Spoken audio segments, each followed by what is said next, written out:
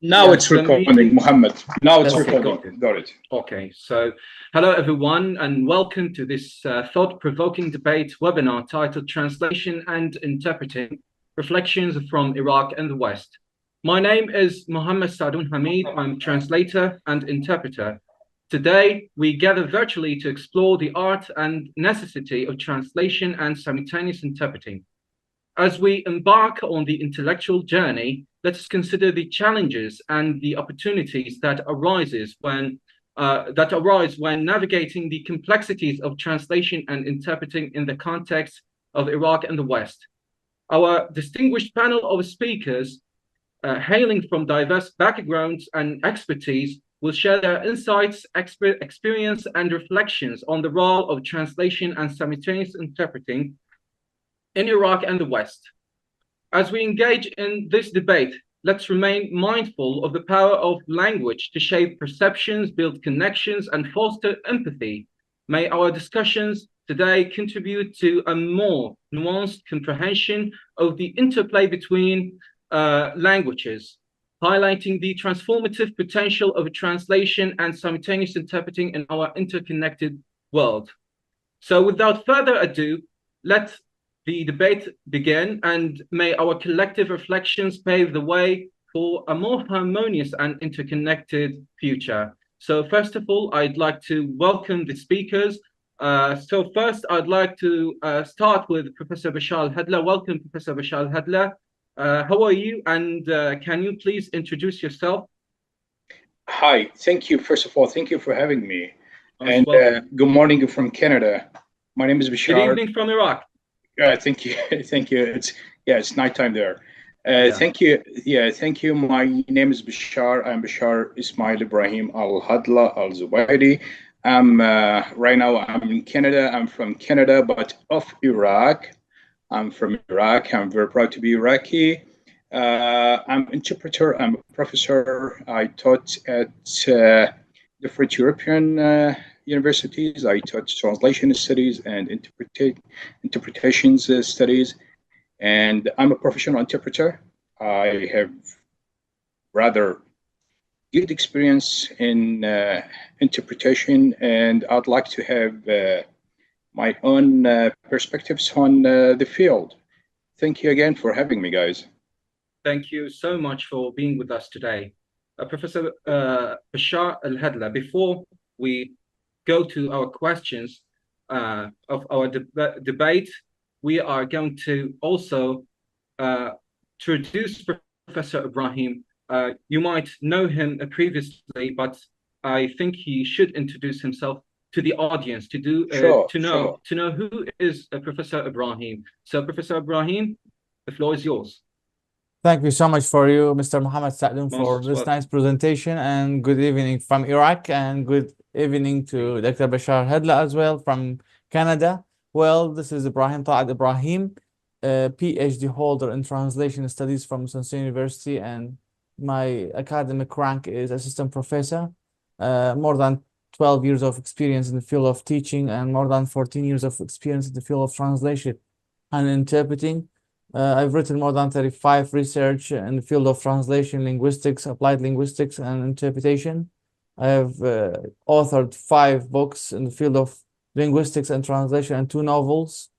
I have received many honors from the Prime Minister, the other important high-ranking officials in Iraq, and I'm trying to convey my message regarding simultaneous interpreting and consecutive interpreting in the best way for my students. This is why I'm trying to seek knowledge, be a knowledge seeker. Thank you so much again.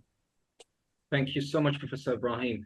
So, Professor Bashar, Yes. Professor Ibrahim, excuse me, but age before beauty. So I'm going to start with Professor Bashar Al-Hadla. Exactly. Professor Okay. Bashar. Okay. Yeah. Okay. Professor Bashar, in the dynamic realm of simultaneous and consecutive interpreting, the role of academic training program is preparing interpreters for high pressure and fast-paced environments is really paramount, is very important. Okay, so now I'm going to start with you, and I'm going to ask you the first question. From your experience in the field of simultaneous and consecutive interpreting, how do academic training programs prepare interpreters to handle high pressure and fast-paced environments? Go ahead. Okay. This is a very good question indeed. Okay. First of all, we need to keep in mind that translation or interpretation, it's performance. It's just like going into the stage. You have a play, you have a role, you need to master it. You need to do lots of rehearsals. Here, when it comes to us, we need to practice, and we need to keep in mind that practice makes it perfect. However, there are some other tricks or techniques that I used to tell my students about it. For example, is that focus on the main ideas. Here where we have the verb, try to catch the verb, and then even if you can just continue with the sentence your own way, it doesn't matter, but the verb, focus on the verb, focus on the facts, focus on the numbers, focus on the main name, focus on the main adjective. Okay, you don't need to catch everything, but you need to get the main idea, and you need to be very you need to be very correct in your interpretation. In interpreting, it should be very original and true. Also, there's a trick that the English people, they always use these poses. For example, well, I see, I can imagine. Skip these. Try to make use of these. And they are important for pauses, of course. Sorry? They are very important for pauses. And skip them. Try to make use of these a few seconds and to concentrate. Try to turn complicated sentences into very small ones in Arabic. For example, for example, I will be traveling. Immediately in Arabic, سأسافر instead of سأكون قد سافرت. Turn complicated sentences into very small, very simple ones. And there is a trick. You guys tell your students that the other side, they cannot do the job without us. So teach them to have the courage to interrupt, to say, to ask for help. Exactly. Or at least to talk. You cannot talk to the speaker, but you can talk to the audience. Ask the audience for intervention. Guys, would you ask the panelist or would you ask the speaker to slow down? Have the courage, because they cannot do the job without us. We have a message to convey, and they cannot receive our message without us. That's great. And so, okay. So in connection to what Professor Bashar Al-Hadla said, what is your answer on this question, Professor Ibrahim? Well, I and Dr. Bashar thank you so much for you, and thank you so much for Dr. Bashar. We are on the same page when it comes to the idea presented by Dr. Bashar Hadla, presenting some important tricks for interpreters to mitigate the fast-paced speech. In my opinion, I myself faced some students who face huge difficulties in the lab. So how can I handle the fast-paced speech that they are witnessing during interpretation? I decided to improvise and present a model, which is a strategy of 4 important folds. I named it Quadro Interpreting Strategy. It's about letting students listen to the video more than once. So we have a big screen in the lab of Iraq University, and there are certain tools to be used to us to make it easier. So I'm going to explain it to you in a very easy way, simple way. First of all, I play the video back for students. For the first time, I ask them focus on the concept of the video, the theme of the video, so as to get an idea, to get a clue about the video, to connect the dots between the first and the last words presented by the speaker. Number 2, before playing back again, I ask them to take notes. What does this mean? I don't give them a list of difficult terminologies because they may be difficult for me and easy for them. So we have to care about the individual differences among students in the lab. So what should I do? I ask them to listen to the video again and take notes for the difficult terms that you are facing and you think it's difficult to be interpreted. And then they have to work in groups or in pairs to translate these words into a target language. Number 3, I play the video again and ask them, do you have any difficulty on the level of comprehension or any words? Finally, I ask them to interpret the video. In this way, this is going to be the first course strategy, and the second course is no more quadro interpreting because it's just a training because they got used to it. In this way, students will face nothing other than ease. And in this way, you face an amazing result because I applied this strategy to students and I carried out a research and published it in Germany for the sake of making these students feel better about themselves. This is the point that I need to say. So we have to be creative enough to make students feel good about themselves during interpretation. This is my point. Thank you so much. Thank you so much, Professor Ibrahim. And now we will move to the second question, which is about a prolonged interpretation sessions. You know, most of interpreters go through, most welcome, Professor Ibrahim. Most interpreters go through very, very hard sessions, very long sessions. So, Professor Bashar Al-Hadla, I really get back to you later, but I'll ask this question also to Professor Ibrahim.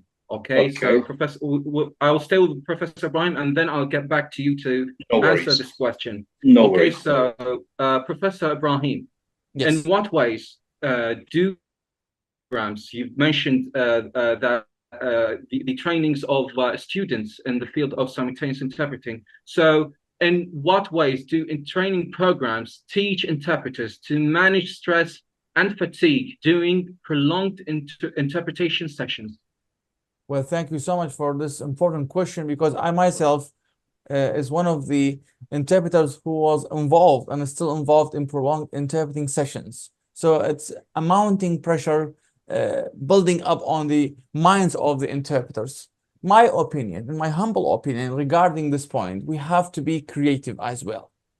I myself, when I listen to a Quranic ayah presented by the speaker in the Arabic language, and there is no way to interpret these important ayahs literally. So what should we do? I have to present the summary of the ayah. For example,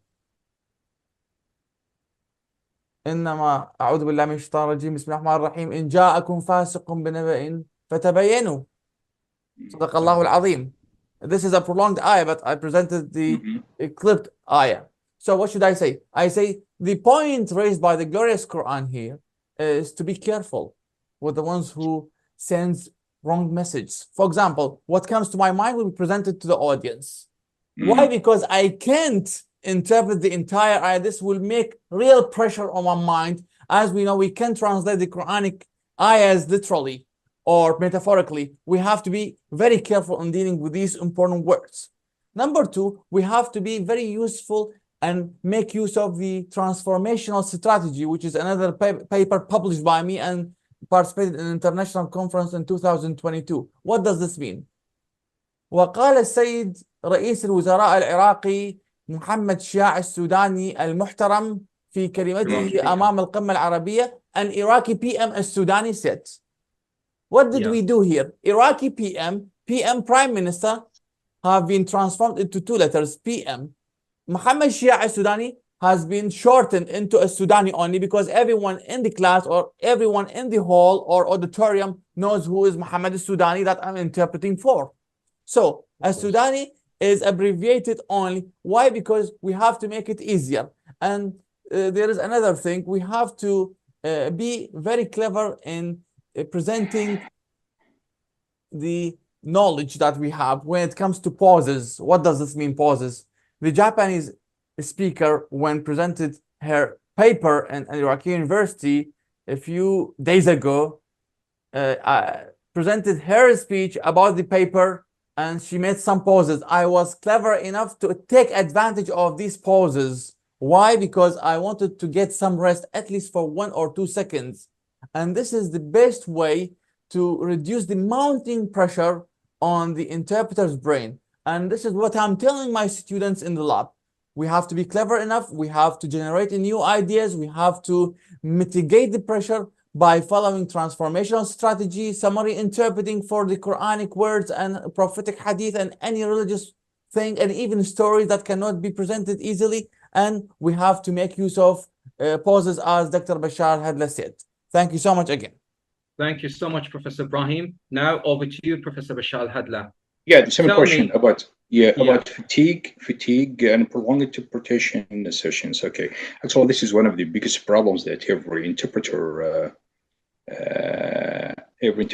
has in life. Everyone tries to be interpretation is very downgraded, and everyone is trying to save money, and they think that okay, they are going to hire you and you will do the job the whole day, and there's no fatigue or tiredness or whatever. But the job is just like brain digging. It's very very hard. But still, we have some techniques. We can make use of stamina. And for example, if I want to go to run for a marathon, I can't do it the first day. No, I need to exercise. I need to work out, and I need to prepare myself for the marathon. So when I'm ready, I'll get that stamina to be fit, to be in shape, that I can run these 20 kilometers or whatever. So as an interpreter, you need to get the stamina. You need to practice from time to time and put yourself in such a situation. And there is another technique I used to tell my students about, which is the poker face. Poker face, for example, good interpreter is the one who conveys the every single emotion transmitted in the message. But in such a situation, okay, because you are really tired and you are advised not to waste your energy, for example, not to laugh, not to make any show any emotion, just and not to even to try to follow one tone. Don't raise or lower your tone. Just try to show poker face and try to keep as much energy as possible. And So I understand. Sorry, I understand from what you said.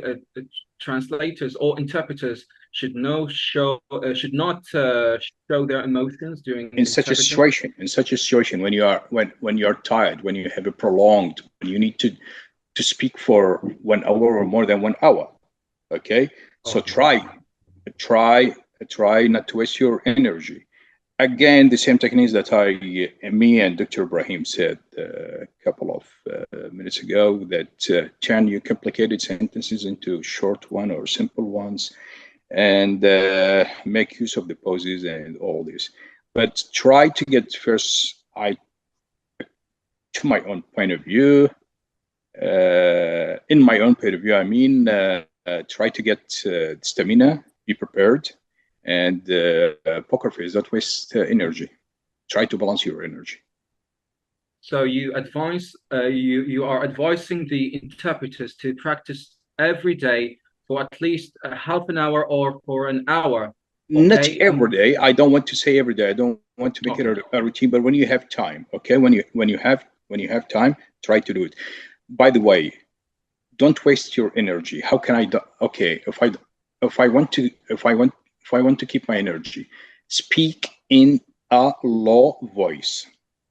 Okay. Yeah. Don't shout. Don't speak normally. Just speak in a low voice. You're going to hear everything, and you're going to keep your energy. So this is a technique of keeping your energy. Okay. Low voice.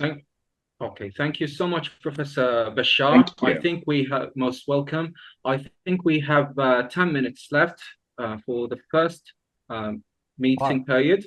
So, Professor Ibrahim, the third question, I'll be asking you about the third question, which is about how do training programs address the ongoing professional development needs in the labor market, in the Iraqi labor market, okay? Of practicing simultaneous interpreters in Iraq. So what is your answer on this question? Well, thank you so much again for you, Muhammad, and for the nice answer presented by Dr. Bashar of the previous question. Well, the third point regarding the labor market and meeting the needs of the simultaneous interpreting development, I'd like to tell you that we have two types of training that can meet the needs of the developments of simultaneous interpreting and the labor market. We have traditional approach of teaching simultaneous interpreting, which is based on the lab and giving them a video, and that's it. And the second one that I decided to apply, and I decided to apply it virtually, and now, God willing, it's gonna be applied face to face. It's about real life interpreting program for simultaneous interpreting students and even consecutive interpreting students. What does this mean? I make them ready for the labor market by giving them the opportunity to be interpreters, speakers, and to have ceremonial personnel and organize this important conference for them.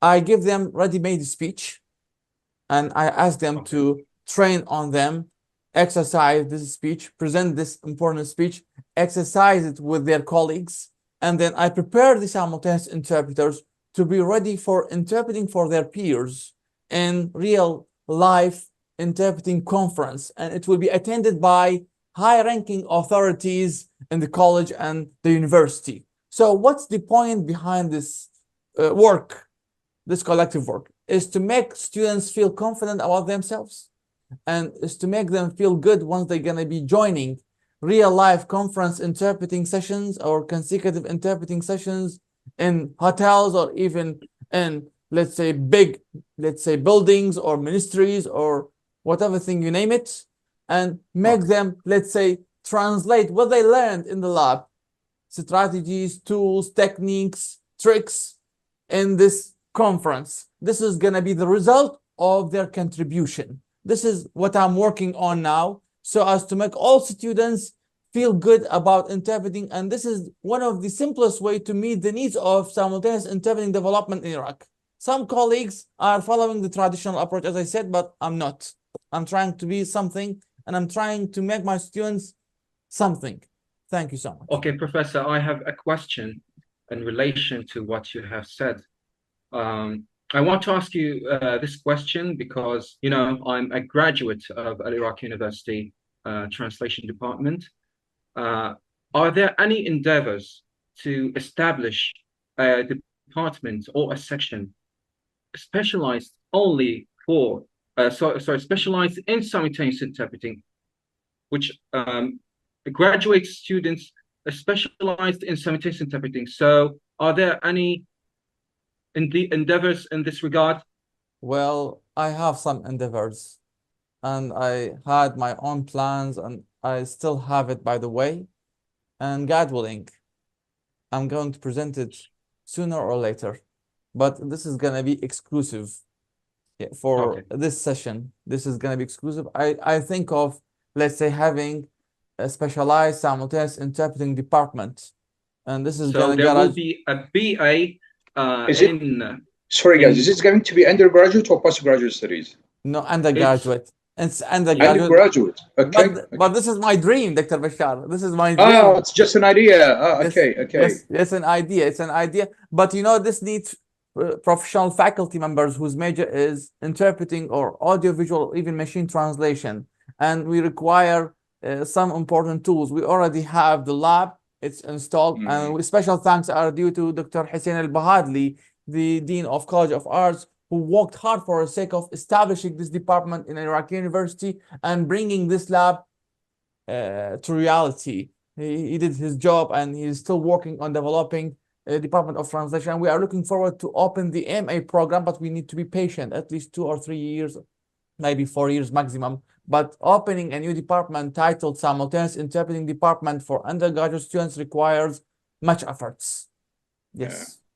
Yeah. Thank you so much, Professor Ibrahim. Sorry, if I can just add one point. I think you can start, it would be a very good idea if you can start with postgraduate studies. That would be easier for you guys. Exactly. Yeah. We are planning for that, so as to have good, let's say, human resources, and then we can, let's say, make use and of you can take it from there. You can take it from there down. Yeah. Yes, exactly.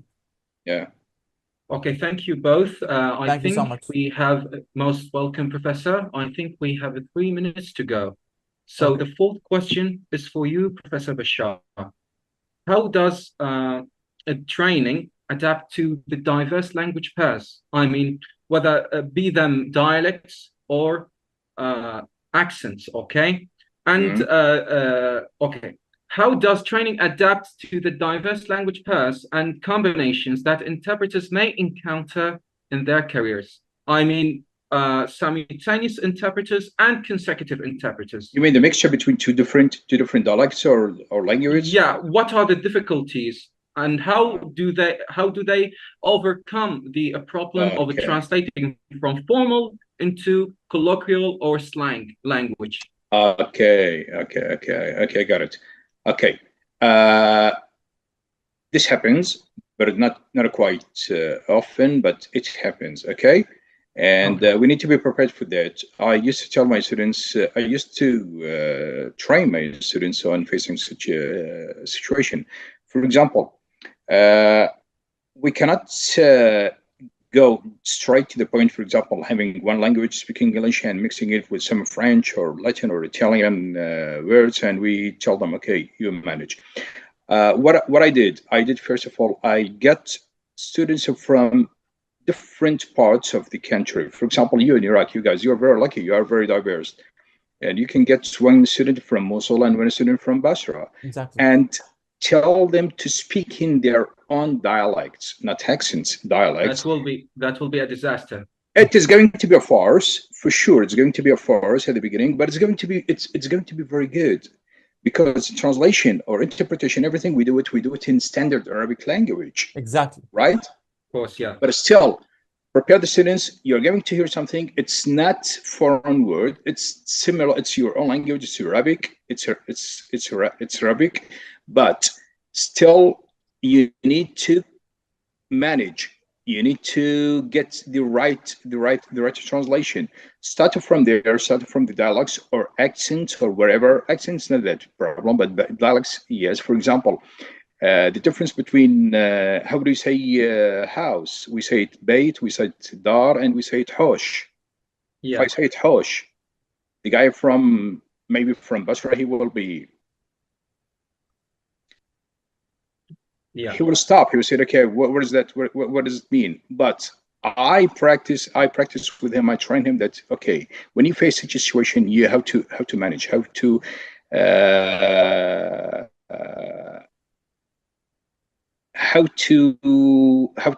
get the perfect translation for that. The second thing, or even if you don't have diverse students, you can have the formal and informal language, and even the colloquial language. So I think this is, and then you go. For example, from that stage, you go to the next stage, and you put some words.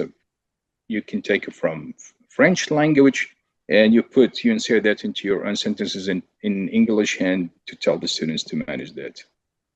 Okay, thank you so much. I think time is out, and we will continue in our second session. Okay. So, okay, guys. Seeing you again. See you. Bye-bye. Distinguished professor, welcome back to the second part of our debate. I'm going to start with you, Professor Ibrahim. We have a comment. Can you see the comment? Yes, we can read it.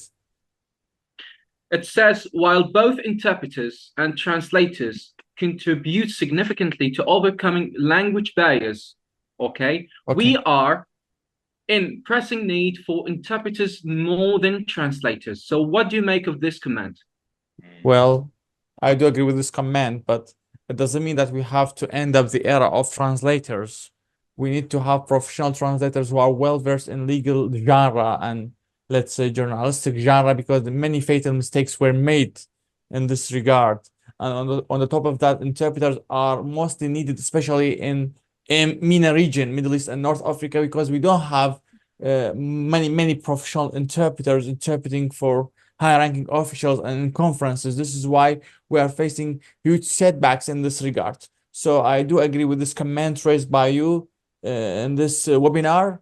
We are in desperate need for interpreters than translators, but this doesn't mean that we have to count on interpreters only, whether they are consecutive or simultaneous interpreters. We have to cherish what we have and seek new translators who are, let's say, as I said, well versed in such genres, legal genre, and other important genres that can make, let's say, the ends meet and meet the needs of many people, especially in the whole world. And Dr. Bashar Hadla, I think he is gonna be on the same page with me when it comes to this comment, because well, I'm going to ask him this question, of yes, course, yes, whether he is with us or not. yes. Thank you so much for you. Most welcome, Professor. Thank you for your insight. Professor Bashar Al-Hadla, do you think nowadays we need interpreters more than translators?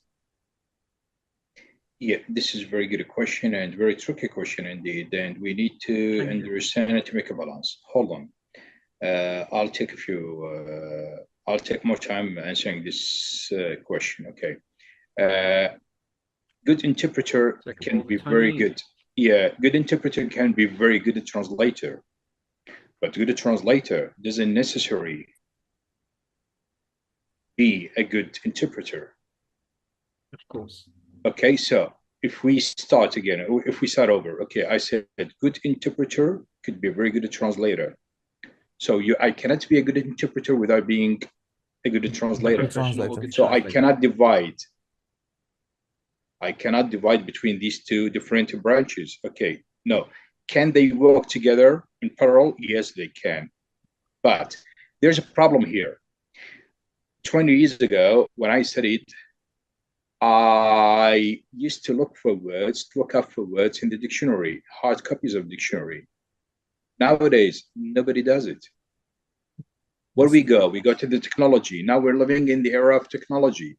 Now, every one of us, every human being can be a very good translator. Just to go on Google Translate and do it in a second, and blink your eye, and you can get a very good translation. Still, do we need the professional translators? Of course, we need the professional translators. Exactly. At the same time, we need to look for the demand of the market. Are you guys in shortage of interpreters now in Iraq? If you do that, then you can focus on that. Okay, I understood from Dr. Ibrahim, you don't have special programs, academic programs for that, but you can have that in private schools. I myself, I worked in Serbia. When I was in Serbia, there was a very good school. It's called Master Translation, and they held courses. They still do courses for interpretation, and the course for 2 semesters. We started from scratch till very advanced level, and everyone graduated from the school was professional interpreter. You can do that. You can do that in Iraq for courses, for example, 5 months, 6 months, 7 months, or wherever. Intensive training, and you put everything. We even had a booth inside that school. Okay, I tell the student, okay, this is the booth. This is the situation you are going to be put in the future. You can start with that in Iraq. Private schools for interpreters, I mean. Inshallah. Okay. If you have a very, very big demand in Iraq. Exactly. Of course, there's a pressing need for them. Exactly. Perfect. Yeah. Anyways, so we will move to. Hold on. Before we move to the next question, Dr. Ibrahim, what do you think of that? What do you think of my? Well, as I said, we are on the same page, and you agreed with me when this. He totally agrees with you, of course. Yeah. Yes. Perfect. And I totally agree with you both, because we need interpreters more than we need translators. This is and as Dr. Bashar Hadla said as well, that we have to know that professional interpreters are professional translators, but this is not the reverse is not true. This is the point. Okay. Yeah. This is the point. Anyways, now we go to certification exams. Yes. Wow. I think really this is very interesting for you, Professor Bashar. It is. It is very because I think question. that you are facing many problems. Yeah. So, Professor Bashar. Yes. Now we are going to talk about the West certification exams at the associations. I think that you are a member of ATIO or something. Yeah. Okay. So, can you tell me about certification categories there? whether in the United States of America or Canada. So, Okay. can you read the question? Of course, it's on the screen. What are the certification categories for for translators, interpreters in Canada and the US? Okay, these specified translation exams for specific industries such as legal, okay, medical, and materials interpreting in the West. Okay, here, first of all, can I start? Of course, yeah, go ahead. Okay. Here, first of all, when we say the West, I mean Canada and the USA, okay? Although I have 2 decades experience working in Europe, but let me focus here today on Canada and the United States. Joining the Associate Translators and Interpreters Association, it's very organized. It's very systematic, and it is very classified. You guys in Iraq, I think you have 2 different types of interpreters. You have sworn and you have certified. Sworn, you go to the court and you just swear that, okay, you're going to do the translation or interpreting to the best of your knowledge, and you're sworn. That was before, but now only you are certified. There is no sworn translator or interpreter. But before you had it, guys, in Canada and America, no, it should be a certified. Okay, to be certified, there's a very long way you need to get through. You do entrance exam for translation to be a translator, and you choose only one combination of language. For example, from Arabic to English, from English to Arabic, you choose only one. Okay, you do it. You get this. When you do the entrance exam, you go to the certificate exam. When you are done with it, you can apply for, after 1 year, you can apply for another combination, language combination. After 1 year? After 1 year. After certification for the first language combination. Yes. Yeah. Okay.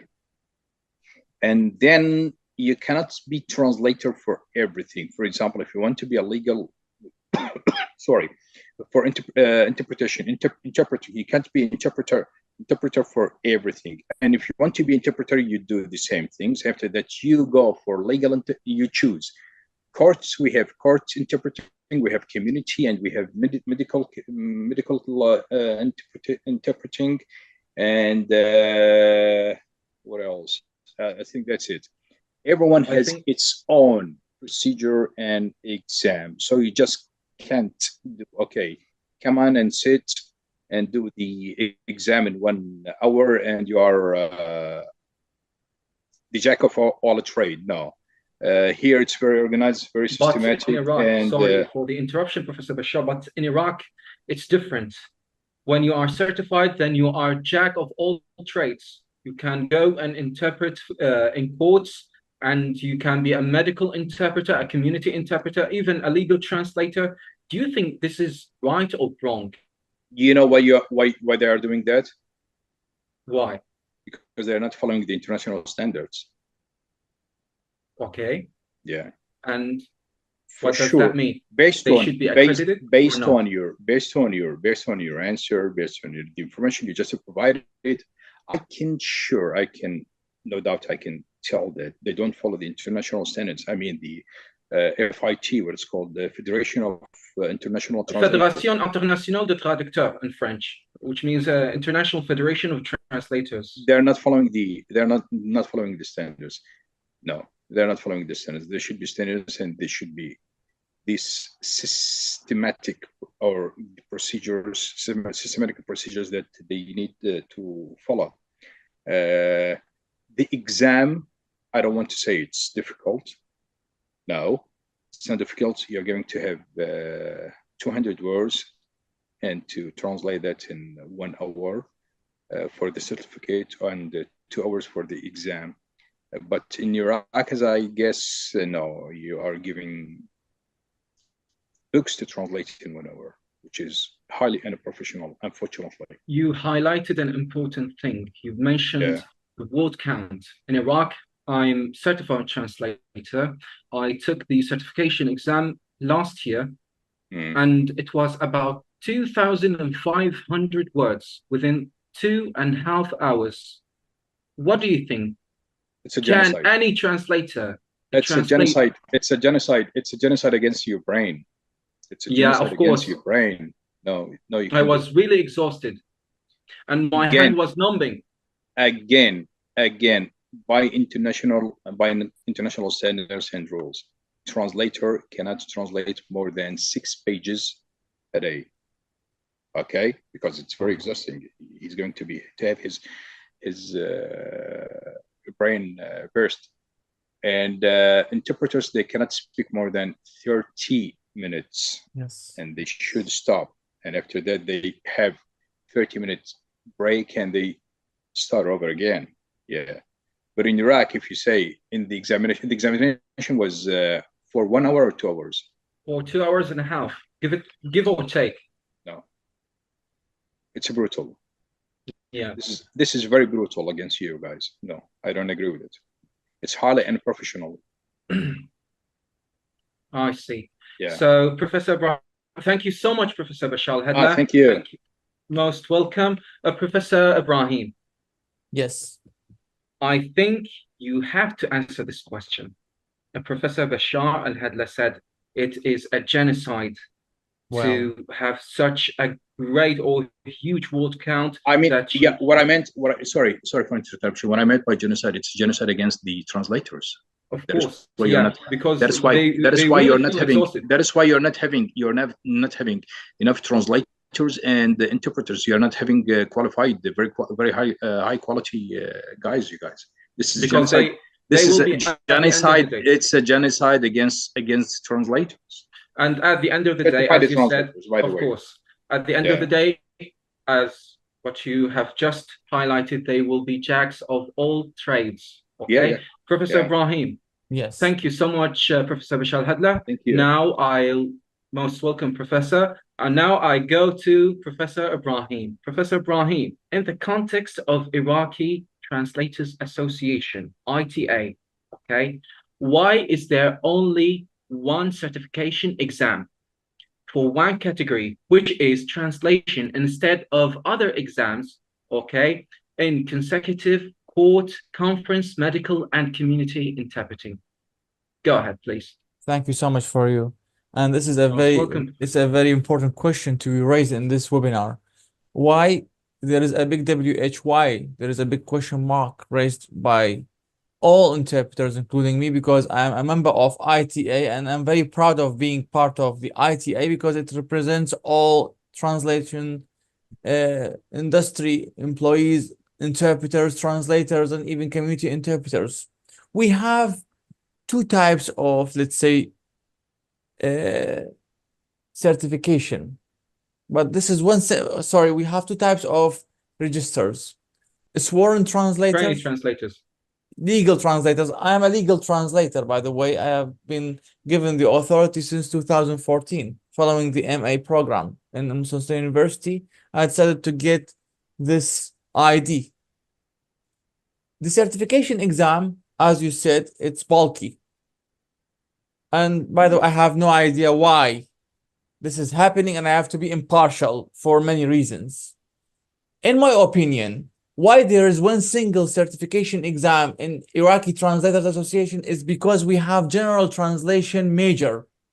We are not having departments for machine translation, department for terminologies. We don't have terminologies. We don't have department for written translation. This is why the output of our departments, which are 7 in number, we have 7 translation departments all over Iraq from Zako to FAO. So all these departments output are general translation and interpretation. So if we are going to improvise and build up a new department, establishing new studies, there will be a change in ITA.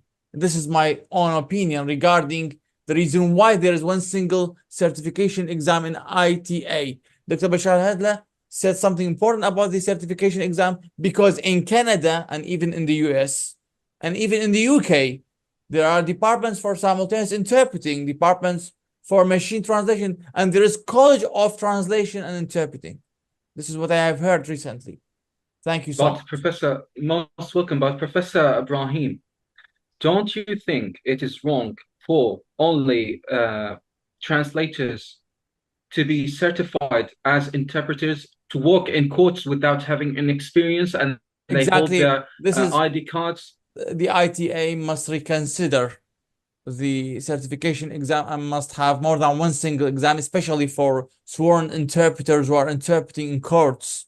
And there is a big difference. And I repeat myself and I remind you of what Dr. Bashar Hadla has said. Professional interpreters are good translators, but this might not happen when we are going to change it upside down. And translators might not be good interpreters. Therefore, there must be more than one single exam. And we hope that we ask the presidency of ITA to reconsider this with pleasure for sure. And we are, let's say, honored to have more than one single certification exam, so as to be following the international standards of FIT. Yes. Okay. Thank you so much, Professor. Okay. Sorry, guys. Do we still have time? Can I just? Yes, we still have time. Okay. I'm sorry, Dr. Ibrahim, I don't agree with you on this point. We don't have here in Canada, for example, a special study for interpretation or for court interpretation. No, we don't have that. It's a specialization. You go for the master's or the PhD. Yes, you can find it. Well, but yes. BA, BA study for just to be interpreter. No, we have a school at UFT, University of Toronto. We call it the School of Continuous Studies, and they offer training 9 months. The training program, we call it certificate program, and you can do and you study interpretation, and you can choose the combination of the language that you like. But for 4 years to study to be interpreters, no, this is I haven't heard of that. Sorry for interruption. A friend of mine, she's a faculty member at Al Mustafa University. She has got a major MA in simultaneous interpreting from UK. Major? Yes. Bachelor's degree or what? There is a program in UK dedicated for the, let's say, simultaneous interpreting program. Yeah, it's just a diploma or certificate. You just go for 9 months or for 1 year or for whatever. Okay, you can do it, but it's not 4 years of a study. No, you cannot be interpreter without being a translator. Exactly. They are studying translation, but the major is interpreting. Yes. Okay. Yes. Okay. I got it. I get it now. Yes. I get it. Okay. Thank you. But it's still, I'm really very disappointed with the criteria that the what do you call it? ETA, Iraqi translators situation they're following. It's highly unprofessional. Unfortunately. Well, watch but don't touch. Don't say anything. If you say anything, you'll be penalized. That's it. Well, we have to be impartial because I'm a member of ITA and I do respect ITA. I'm also a member of ITA. So yes, what? Me too. I've been a member since 1996. So it's our association. We have to like it, and we have to. Okay. Of course, I'm proud to be a member of it. So, anyways, thank you so much. Thank you so much, Professor Ibrahim. Now, I'm going to ask you this question, Professor Bashar, because I think that you are very excited to answer this question, which is about fairness in dealing with the examiners and between the examiners and the examinees when correcting or correcting their certification exam sheets. So how do certification associations ensure fairness and constancy in the evaluation process to minimize instances of unjustified failure? What do you make of this? Okay, very interesting question. Hold on, just give me a few seconds to collect my ideas. Okay. Take all the time you need. Yeah. I think, first of all, just to be fair, you said fair. Yeah. Just to be fair, we need to go with the flow. Myself, I will do, first of all, I will computerize the test. Okay. You go. You have the IELTS test in Iraq, you guys? Of course, yeah, we have it, and I took it. Okay. Now IELTS are computerized. You know that? Of course, yeah. Still, you have a choice that to do it in person. I mean, in the traditional way, but On site or online, yeah. Yeah, most of are computerized. You go and do it in the computer, on your computer. I think these tests should be computerized because now everyone uses the computer, so it should be computerized. They should provide. Okay, when I tell, okay, I don't have the hard copy of the dictionary anymore. I still have it though. But when I want to translate, I go to Google Translate. When I look up for words, I go to Google Translate. I go to other dictionaries, online dictionaries. So I think they need to provide links, special links. The Americans, they do that, by the way. The ATA, of course, yeah. Yeah, special. They use Al-Ma'ani, I think. Yeah, Al-Ma'ani dictionary. Yeah, they use Al-Ma'ani for reference for the Arabic grammar. Yeah, and not only dictionaries, other sources, for example, these Wikipedia, Google. Google. No, not Google. Google is very wide choice, but Wikipedia and all these things. Besides, there should be, to be fair, okay. I'm going to sit for the examination, and I'm afraid that the examiner will be not in the mood that day, so I'm not going to make it. So no, we need to, in order to be fair, this is a very good word that you choose, in order to be fair and just, we need to have we need to have judges between us. If I get into dispute with you, I myself, I can know if I was right or wrong. These judges that the agreed upon material or references. Here in Canada, where we have Canadian style, which is the English style. The English style, I mean, okay. Yeah, we have and we have certain materials you put it before you provide it before the exam, so you depend on them.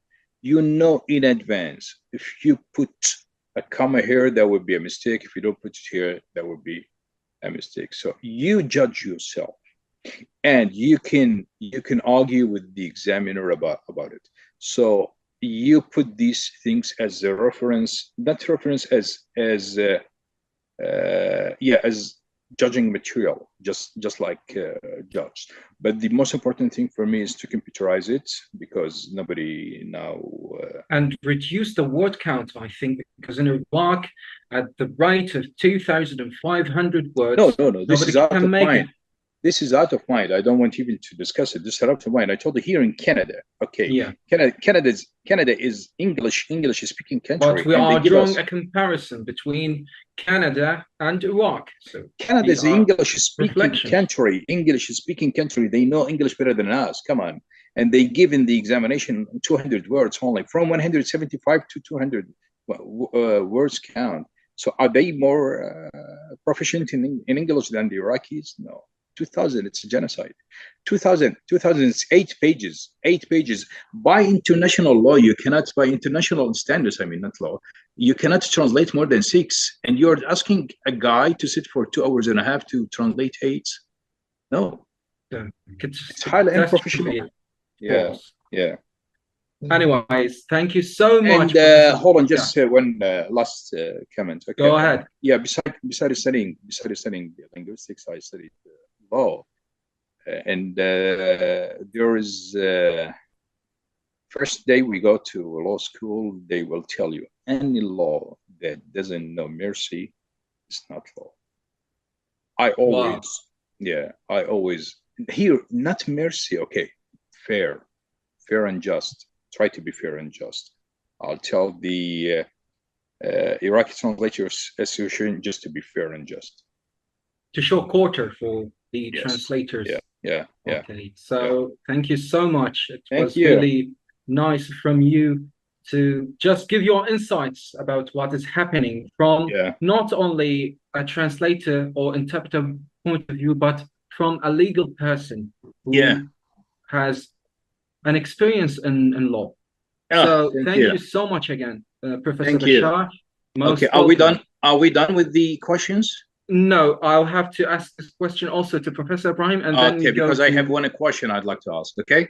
Okay, me too. Okay. Okay.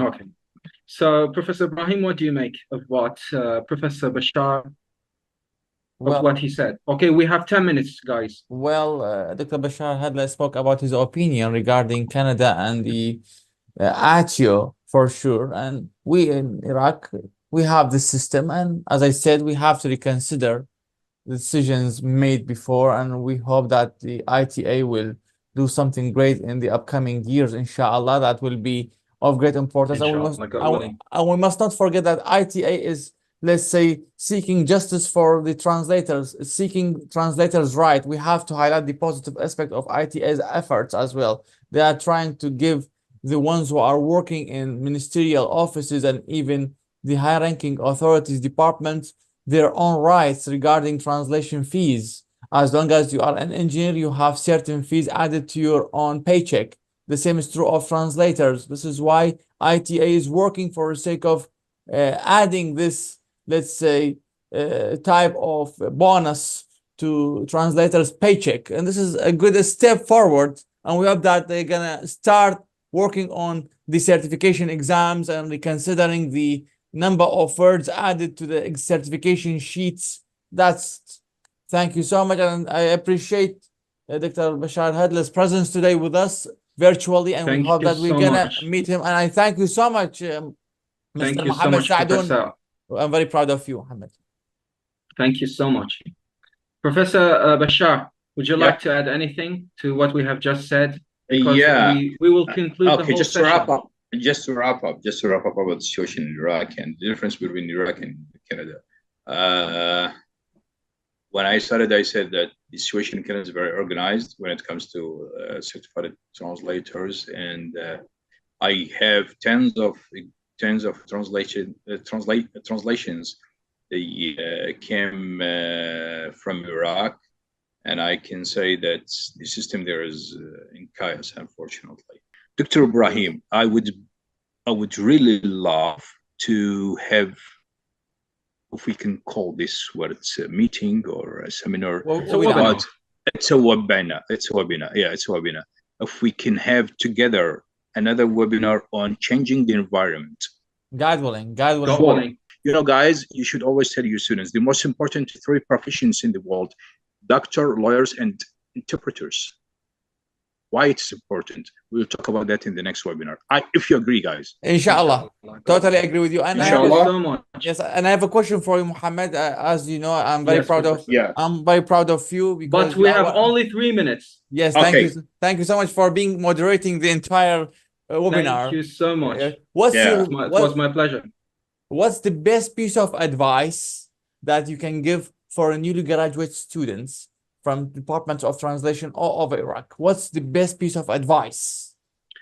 Well, from my experience in simultaneous interpreting, the most important advice, or the top advice, it's only one I'd like to give to fresh graduates in the specialization of translation and interpreting. If you want to be a good interpreter, try to practice simultaneous or consecutive interpreting day by day, every day. Try to improve your language skills, whether in Arabic or in English, in order to be a good interpreter. Try to participate in events and conferences. Try to volunteer in simultaneous interpreting sessions or assignments. You can go with interpreters, professional interpreters, to learn from them, to have a confidence in yourself. So that's all what I got to say to them. Thank you so much for this question. And it was really an honor. I think we have only 2 minutes left. I must wrap up this session because, you know, we have no time, and we did it for how long, Professor Ibrahim? More than 120, more than 110 minutes. More than 110 minutes. It's nearly about an hour or half? 1 hour and 2 hours. Almost 2 hours, yes. Almost 2 hours, yeah. Okay. Thank you so much. It was an honor meeting you virtually. Thank you so much, Professor Bashar Al-Hadla. Thank you so Thank you, much. guys. Thank you for Thank you so bringing me. much. Thank you so much for you both. And I Thank hope you we for will meet bringing me back to my homeland country. Thank you. Thank you so Thank you so much. much. But I'll be in jail. Don't worry. No. We'll get you out of it. We'll get you out of it. Thank you so much. Okay. Thank you. All the best. Goodbye. Have a good day. Enjoy your Thank day. you so much. Bye-bye. Thank you so much. Bye-bye. Bye-bye. Thank you. Bye-bye. Bye-bye.